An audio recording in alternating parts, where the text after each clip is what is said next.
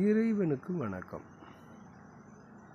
தற்பொழுது வரலட்சுமியின் விரதத்தின் 3வது பகுதியாகும். முதலில் தேவையான பொருட்கள், நெய்வேத்திய பொருட்கள், அர்ச்சனை பூக்கள் அனைத்தும் சொல்லப்பட்டது. அது இல்லாமல் பூர்வாங்க பூஜைகள் சொல்லப்பட்டது.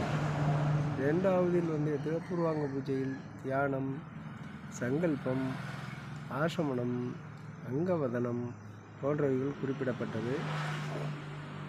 அப்போ 2வதில் விக்னேஸ்வர பூஜை முழுவதுமாக கூறப்பட்டுள்ளது. அதன் தொடர்ச்சியாக இந்த 3வது பாகமானது சொல்லப்படுகிறது. இது வரலட்சுமி விரதத்தின் 3வது பகுதியில் பிரதான பூஜையை பற்றி விளக்கமாக